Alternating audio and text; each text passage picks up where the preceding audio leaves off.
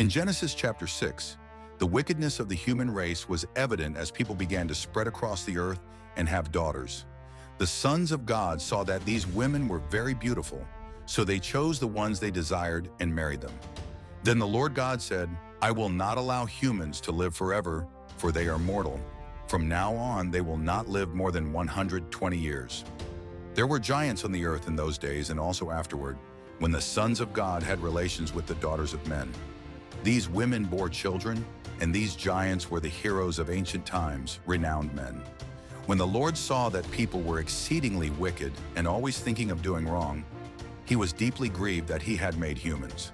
The Lord was so grieved and his heart so heavy that he said, "I will wipe from the face of the earth the people I have created, and with them the animals, the creatures that move along the ground, and the birds of the air, for I am grieved that I have made them." But the Lord approved of what Noah was doing. The story of Noah is the story of a righteous man who always obeyed God. Noah lived in communion with God, while other people were wicked and there was violence everywhere. God looked upon the world and saw that it was full of sin. People only did evil things. So God said to Noah, "I have decided to put an end to all humans, for the earth is filled with violence because of them.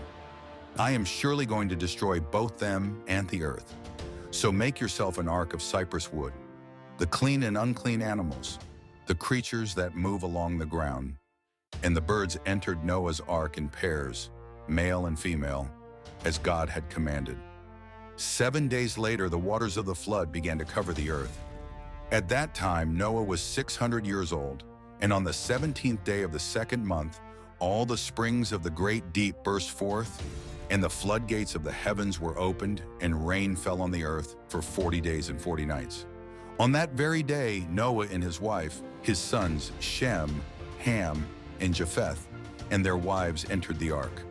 All the wild animals, domestic animals, creatures that move along the ground, and birds entered the ark in pairs, male and female, as God had commanded Noah. Then the Lord shut him in. For 40 days the flood kept coming on the earth, and as the waters rose, they lifted the ark high above the earth.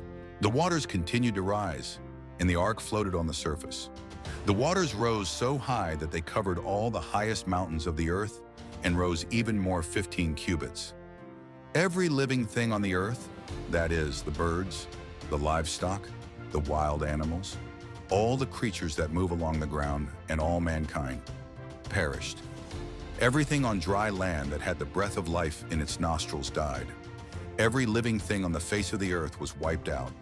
People and animals and the creatures that move along the ground, and the birds were wiped from the earth.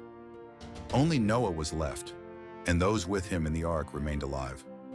Only after 150 days did the water begin to recede. In Genesis chapter 8, the end of the flood. Then God remembered Noah and all the living creatures and animals that were with him in the ark. The animals that were with him in the ark, God caused the wind to blow over the earth, and the water began to recede. The springs of the great deep and the floodgates of the heavens were closed, and the rain stopped. And for 150 days, the water gradually receded.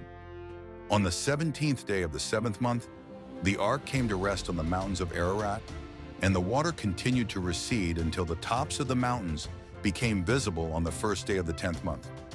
After 40 days, Noah opened the window he had made in the ark and sent out a raven, which kept flying back and forth until the land was dry. Then he sent out a dove to see if the water had receded from the surface of the ground. But the dove could find nowhere to perch because there was water over all the surface of the earth. So Noah reached out his hand and took the dove and brought it back to himself in the ark. He waited 7 more days and again sent out the dove from the ark.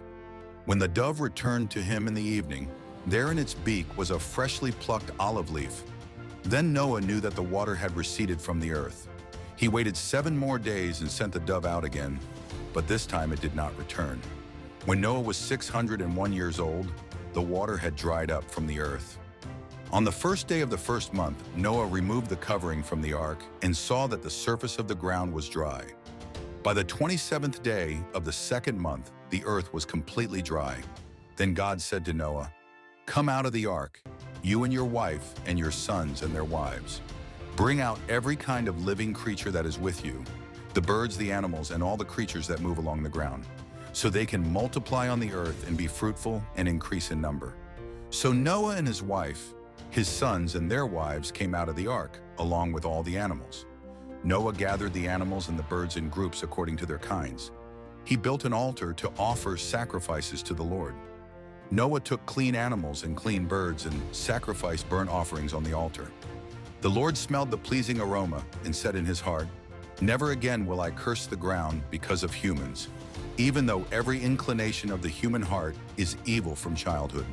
And never again will I destroy all living creatures as I have done. As long as the earth endures, seed time and harvest, cold and heat, summer and winter, day and night will never cease."